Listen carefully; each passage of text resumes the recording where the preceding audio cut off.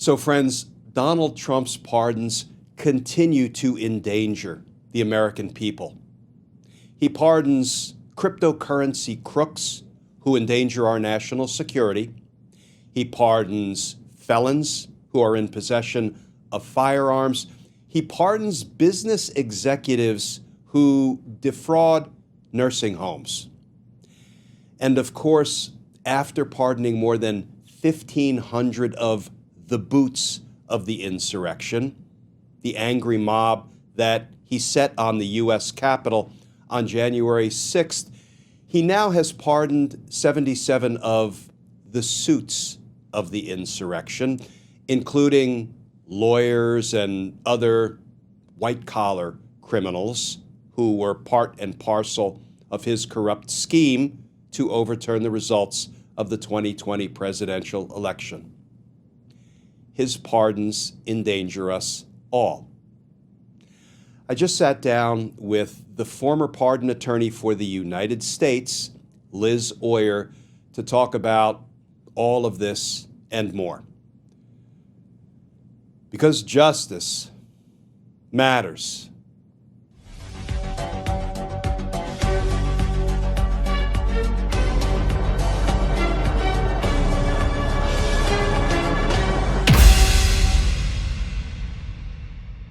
Welcome, everybody, to another, we'll call this a makeshift community meeting. And I have my friend, former pardon attorney Liz Oyer, with us today.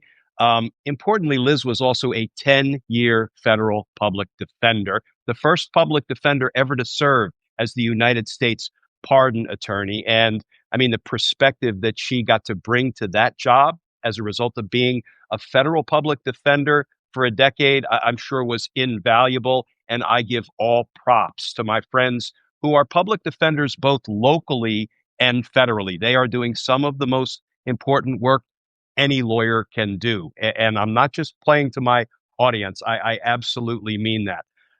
So Liz, thank you for jumping back on with us today. Thanks so much for having me, Glenn. You're absolutely right. A lot has happened with pardons since we last spoke, and I agree with your assessment that it is getting worse, not better. And I'm going to quote you to you because I watched your 60 Minutes segments, and one of the things you opened with is, quote, all of the traditional rules and procedures pertaining to pardons have been thrown out the window. So I think one of the things we've seen in recent days or perhaps weeks is Donald Trump continues to try to pardon folks who were criminally involved in his efforts to overturn the results of the 2020 presidential election. I, in my simplistic, way, talked about the boots of the insurrection. That's what I call the angry mob that Donald Trump set on the Capitol on January 6th to try to stop the certification. And now Donald Trump got around to pardoning the suits of the insurrection, the lawyers and others who were kind of like the white collar members of Donald Trump's de facto conspiracy, people like Rudy Giuliani, Sidney Powell, John Eastman, Jeffrey Clark, Kenneth Chesebro, Jenna Ellis, Boris Epstein, and 70 others, 77 in all. Some of these people pleaded guilty to their own crimes. For example, in the Georgia state RICO prosecution, some of these people have been disbarred for what they did as part of Donald Trump's corrupt scheme. And yet Donald Trump just issued 77 pardons to the suits of the insurrection. Let me start by asking this, Liz. What message do you think this sends? And perhaps a slightly different but related question, what message do you think Donald Trump is trying to send by now pardoning the suits of the insurrection? Yeah, that's a great question, Glenn, because a lot of his pardons are more about sending messages than they are about substance. And this is a good example of that. I like your term boots and suits. One of the suits is actually sitting in my old chair, occupying the role of pardon attorney. His name is Ed Martin. He made his name as one of the Stop the Steal lawyers. He's not really a lawyer. He's a political operative who happens to have a law degree. And Ed Martin was a driving force behind this decision to grant this broad pardon to everybody who was involved in trying to overturn the results of the 2020 election. What's striking about the way this particular pardon is written is that while it lists 77 specific people, it actually has some very broad sort of catch-all language that applies to anybody who was involved, potentially hundreds of people beyond those 77 named, including the pardon attorney himself. Donald Trump has selected a pardon attorney who has made known, he's actually put it in writing numerous times, that his philosophy of pardons is no MAGA left behind. That is not trying to send a subtle message, it's sending a direct message to people in the MAGAverse that if they commit crimes in the name of Donald Trump, they can expect that they will be protected with a presidential pardon. This pardon of the 77 election deniers actually doesn't really necessarily have the legal force of clemency as we normally think of it, because the crimes, as you noted, were state law offenses, the crimes involved here. And the president under the Constitution has very broad pardon power, but the one limitation on his power is that he cannot pardon crimes under the laws of the states, only federal crimes. So it remains to be seen whether these crimes will have any actual legal effect, whether the pardons will have any legal effect. But they send a very, very clear message to MAGA supporters that if you commit crimes in the name of Donald Trump, Trump has your back, you will be protected. And that is a really chilling and dangerous message to be sending in the current environment because of, one, the tremendous amount of political violence that we are seeing already, and two, because we have another election cycle coming up in a year that will be hotly contested, and Trump is essentially inviting his supporters to interfere with the upcoming elections on his behalf. And that's exactly what I thought the minute I saw him pardoning the suits of the insurrection. You know, I think back to his post sometime in December, I think, of 2020. Come to D.C., January 6th will be wild. I saw this latest batch of pardons as signaling that Donald Trump might post something in, let's say, October of 2026. Hey, go to your state polling places on November 3rd, 2026 will be wild. What is that?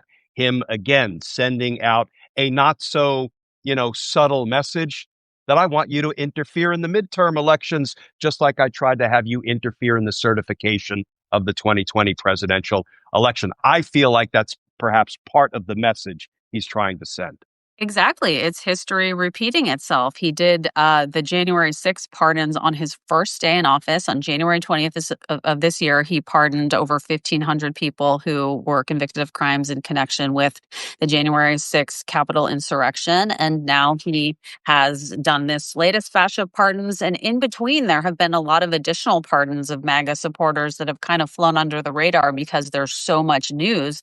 But some of them are just impossible to justify in terms of the ordinary standards and criteria that apply to merit-based pardons. For example, you may remember there was this elected official in Nevada named Michelle Fiore, who was a big MAGA booster, and she was convicted of embezzling money that she raised as a public official for a police memorial fund, a memorial to fallen police officers killed in the line of duty. She spent the money on plastic surgery, Glenn, and she received a full pardon, meaning that she did not have to spend a day in jail and she does not have to pay back that money.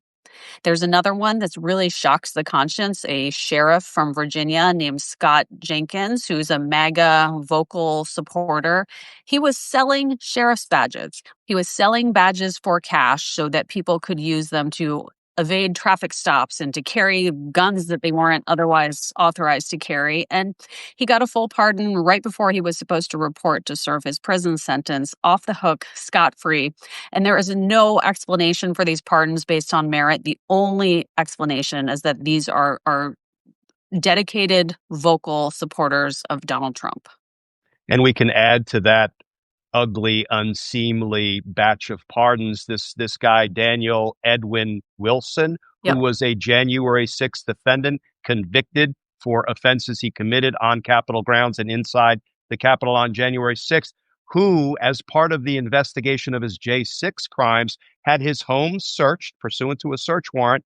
He was a convicted felon at the time who was in possession of 6 firearms and 4,800 rounds of ammunition. So he was also prosecuted for that entirely separate crime from what he did at the Capitol on January 6th. And he just got a second pardon to Yeah. cover those dangerous firearm offenses that he committed as a convicted felon. So, it feels like public safety is not just the last thing on Donald Trump's mind. He's actually, acting to the detriment of public safety by giving these pardons. And I have said, nobody should ever believe that Donald Trump backs the blue. Donald Trump backs those who beat the blue on January 6th, plain and simple. And I'll never understand why any law enforcement officer or agency continues to back Donald Trump. Well, you make a really important point there, Glenn. I mean, what's notable about the case that you mentioned is it's not the only one. There were actually quite a lot of folks who, when they were arrested in connection with the January 6th charge, were caught red-handed with other types of contraband and had committed other types of crimes. There were quite a few people who had illegal guns in their possession, and the Department of Justice argued in those cases that the president's intent was to pardon those additional crimes as well as the January 6th related crimes. But some of the judges pushed back on that and said, well, that's not exactly what the pardon says. And in this case, the judge had said, I don't read the pardon as applying to this gun offense because that happened after and separate from the January 6th insurrection. And because of that ruling, he swooped in and granted another pardon. But DOJ has drawn this interesting line where a number of these defendants were caught with vast amounts of child pornography in their possession. And DOJ said, well, he didn't intend to pardon the child pornography offenses, but he did intend to pardon the gun offenses. And as a result, we've seen a lot of these January 6 defendants go back to prison, some of them for very serious charges involving child exploitation. What that illustrates is that Trump is not vetting the people who are receiving pardons. In ordinary times, there is a place for pardons because these are people who are extensively vetted to be considered for this extraordinary type of relief, and it is only generally granted to people who have really earned it and shown that they deserve it. People who the Justice Department is convinced will not commit additional crimes if they're given a second chance through clemency. People who really can contribute to their communities by receiving clemency. That's how it ordinarily works, and pardons are considered an extraordinary form of relief that are granted sparingly based on merit for the most part. Donald Trump has thrown all of that out the window, and he's granting them based on political loyalty and based on sheer ability to pay. And let me remind our viewers, Liz, that the reason you were wrongfully terminated, wrongfully in my opinion, is because you refused to support a restoration of firearms rights for Mel Gibson, who was a convicted domestic violence offender. Do I have Yep. that accurate? Yeah, that's right. That's right. And that, I mean, you don't have to be a lawyer or a public defender or a pardon attorney to understand the danger that presents. Yep. And, it's impossible to fathom how a president of the United States is willing to grant these pardons and endanger the American people in the process. And we could talk about so many of the other recent pardons. There was a gentleman named Joseph Schwartz who pleaded guilty to being involved in a $38 million tax fraud scheme involving nursing homes. He was just pardoned. There is Suzanne Kay, who was serving an 18-month sentence for threatening an FBI agent, and she was just pardoned. Of course, there's that cryptocurrency king, whose name I'll probably mispronounce, Changping Zhao, Yep. who was pardoned, and it looks like Donald Trump's family is benefiting off a little arrangement or dealing with him or his company. It's just insanity writ large. But here's what I want to do now that I have you here.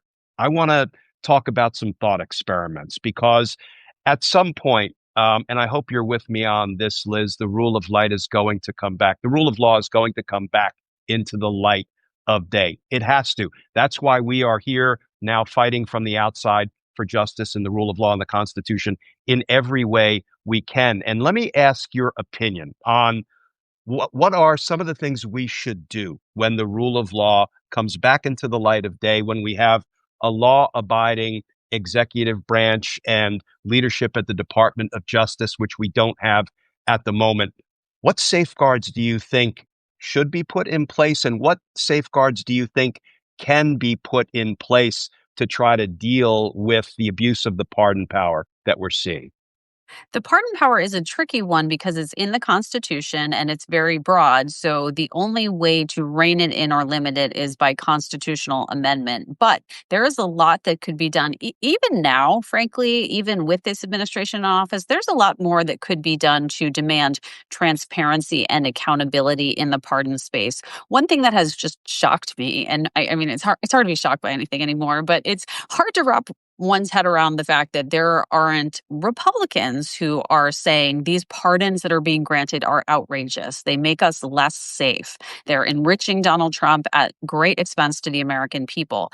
I would think that we could get to a place where Congress could agree to, at minimum, require transparency around pardon decision making. So the president would have to promptly report it when he pardons someone, which he's not doing right now, and have to explain to the American people the rationale. What is the rationale for giving this person the benefit of a pardon? That wouldn't be a limit on the president's pardon power, but it would force the president to explain himself to the voters and to the people that he is entrusted with serving. That's an easy one that we could implement right now.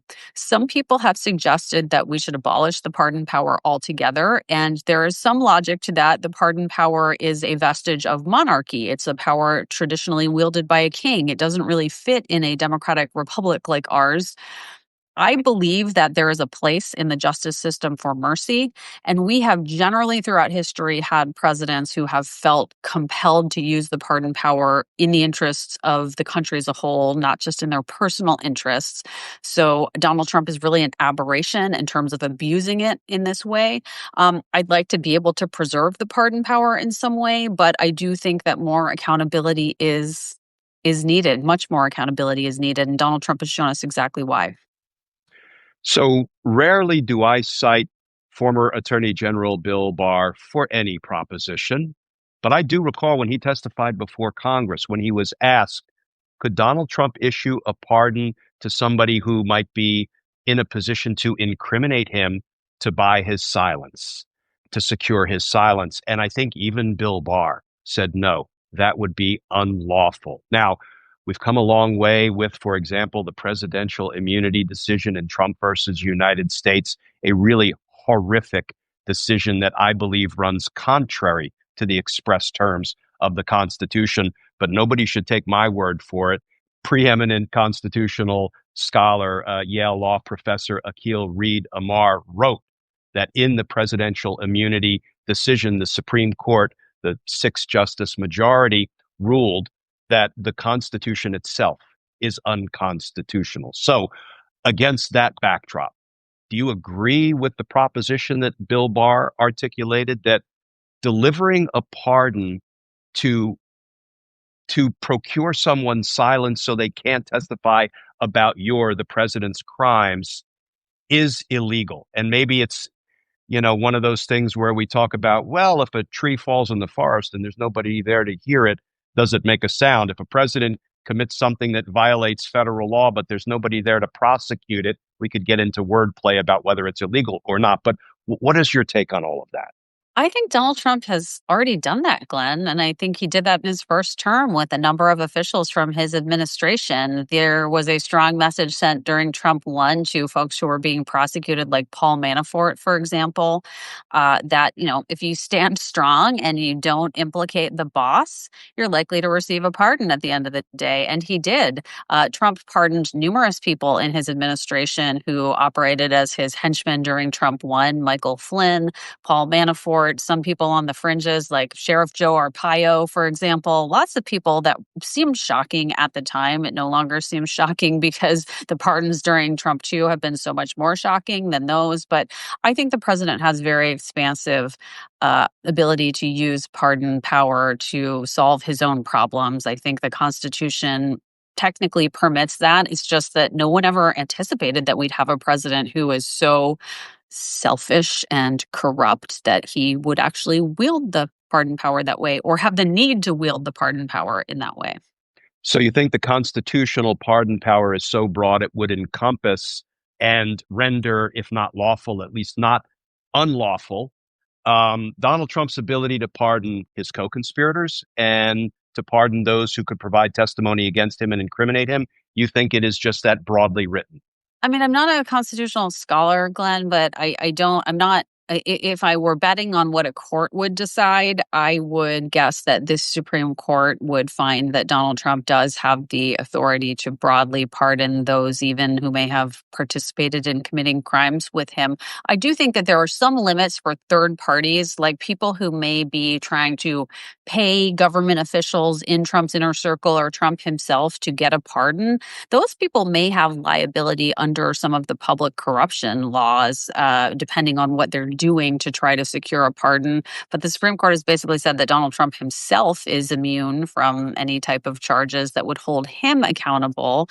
But maybe some folks who are receiving pardons or lobbying for pardons using corrupt means could potentially be held accountable. Okay, that's a little bit of a sliver of light. I'll take it. So you mentioned the courts and predicting what the courts would do. I think we have a good sense of what the six justice majority would do anytime they're confronted with an issue about whether they should expand presidential power, particularly Donald Trump's Yeah. power. But let's kind of finish out the conversation with this. Do you see in the future a scenario where the DOJ might bring cases challenging what are just these overtly corrupt, odious pardons that Donald Trump has delivered as a way to, if only, get the court to maybe revisit the notion of just how expansive the pardon power is. And here's my fever dream, Liz, maybe even revisit the ruling in Trump versus United States, because let's face it, if nobody had brought Brown versus Board of Education, we might still be living under the horrific Plessy versus Ferguson's separate but equal government sponsored racial segregation. So some of this is, can we go on the offensive in the future to try to undo some of the damage that has been done by the Supreme Court? Well, one of the limitations on filing lawsuits, at least in the civil context, is the need to have standing. So, not just anybody who's offended by Trump's pardons, which would be a lot of people, can go into court and sue over them, but people who can demonstrate that they have been harmed in some concrete way by the pardons could potentially bring a lawsuit. And that's one thing that I'd really like to explore and see happen. There are a lot of people who have been harmed by these pardons that have been granted, starting with the victims of crimes. One thing that I'm keeping track of on my Substack is the amount of restitutions and fines that Donald Trump has forgiven by granting clemency. And right now, it is over $1.3 billion of financial penalties owed by people convicted of crimes that have been wiped out by the pardons. Some of those are individuals who have lost money as a result of criminal fraud that has been perpetrated on them. And I would love to see those people sue over these pardons, sue to enforce the financial obligation, the debt that they were owed, that they've been deprived of the ability to collect because of Donald Trump's pardons. I do think there's an argument that those people could have standing. I think another legal theory that could be explored is the emoluments clause, which is this provision of the Constitution that prevents the president from essentially enriching himself on the instruments of public office at the detriment of taxpayers. I think there are people who have been harmed as a result of his pardons that could potentially sue under that law. That wasn't successful during Trump's first administration, the lawsuits that were brought under that theory. But, I am a fan of pushing back in whatever way we can on the wrongdoing that's being perpetrated by our government officials. And I hope that some of the lawyers who are operating in this public interest space will test some of these lawsuits that would try to hold the president accountable for the harm he's caused as a result of these really unwarranted, inappropriate pardons. And let me just push a little further. Together with civil lawsuits and emoluments clause challenges, when you're a prosecutor, when you're a hammer, everything looks like a nail. So what about, and again, another one of my fever dreams, but they are all sort of fever dreams born of a searing desire to see the rule of law reassert itself. And Yeah. um, we took one of the particularly corrupt, odious pardons. Prosecutors are not enamored of pardons. Let me just speak for all prosecutors because we have victims, we have whole law enforcement teams, we have prosecutors and their teams, we have judges, we have court staff, we have juries, we have pretrial services and probation. We have all of these people and organizations are marshaling toward holding folk accountable for their crime and making sure we don't catch up the innocent in our endeavors. And they are all sort of disrespected in the extreme when these corruptly delivered pardons are doled out by Donald Trump. Maybe we end up trying to prosecute a particularly corrupt, odious pardon and run it through the courts and see what kind of progress we can make. You can't make the shot you don't take. And I understand that is a long shot indeed, probably half court. But that's another thing that I hope we at least examine and consider at the Department of Justice, together with lawsuits and emoluments clause challenges. So I don't know if you have any thoughts about that. Well, Glenn, I just want to push back a little bit on the notion that there's not an appropriate place for pardons. We talk about the pardon power broadly, but it actually encompasses a couple different forms of relief. And the main way that it has been used by certain presidents in recent history, including President Obama and President Biden, is to grant commutations of sentence. So those are reductions in prison sentence for people who have been over sentenced, who have rehabilitated themselves and earned an opportunity for a second chance. And let me just tell you a very quick story. Please. There is a man named Nathaniel Dean whose mother wrote a letter to the Office of the Pardon Attorney in 2013. And she said in her letter, she explained her son's story. He's a Vietnam veteran who came back from Vietnam War having received all sorts of service-related honors for his honorable service. He was in a tank that was blown up. Everyone in his unit died except for him, and he came back with severe PTSD from war. He became addicted to drugs, and he got a third strike drug offense, nonviolent drug offense, and was sentenced to life in prison. He was in prison for over 30 years, and his mother was getting older, and she started writing to the president saying, "Please grant my son a commutation of sentence. My dying wish is to be able to cook my son a home-cooked meal and hold him before I die." That was 2013. Several presidents passed over his application for a commutation, and finally it was granted by President Biden, and he came home at the age of 74.